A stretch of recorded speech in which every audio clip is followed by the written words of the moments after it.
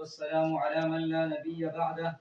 أما بعد فأعوذ بالله من الشيطان الرجيم. بسم الله الرحمن الرحيم. وقاتلوهم حتى لا تكون فتنة.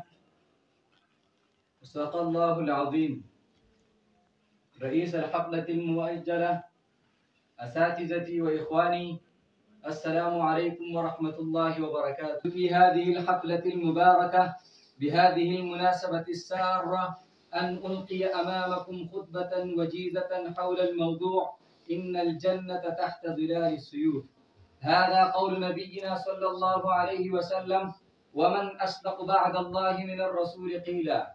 وهذه القطعة تدفعنا إلى تفكير بالغ واهتمام كامل، وهي تريد أن تركز عنايتنا إلى شيء مهم، وهي تسألنا: هل نحن اليوم مسلمون حقا؟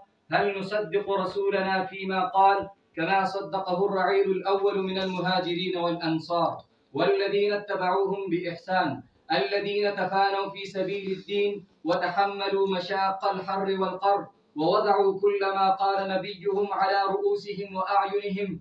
هل نحن وهم سواء أم بيننا وبينهم فرق كبير؟ والجواب إننا نحن اليوم منهم على بعد بعيد بدون شك وتوقف.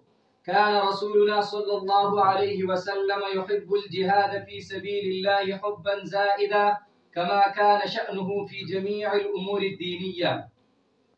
لقد دخل الجهاد في شغاف قلبه، فكان يقول: والذي نفس محمد بيده لوددت أن أعزو في سبيل الله فأقتل، ثم أعزو فأقتل، ثم أعزو فأقتل. وهناك كثير من الأحاديث النبوية التي تدل على شغفه الزائد للتفاني في سبيل الله والتضحية له. والحق أن حب لقاء الله سبحانه وتعالى هو أسهل طريق يوصل صاحبه إلى الله سبحانه وتعالى، وهو أيسر جسر يوصل الحبيب إلى الحبيب.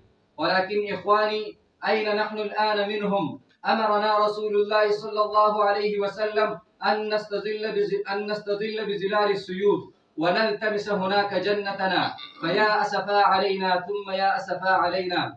إننا نحن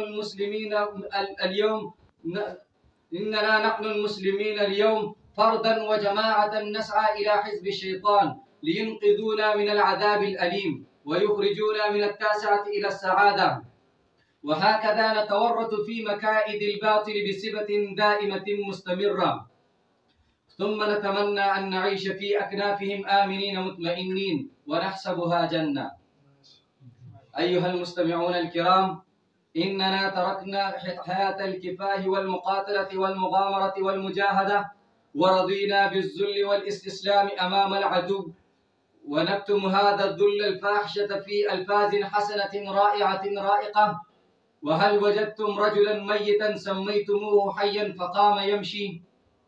كذلك نحن الآن. والله ما أعظم هذه الخديعة، وما أكبر هذا المكر، وما أشد هذا الكيد الذي كاد بنا العدو.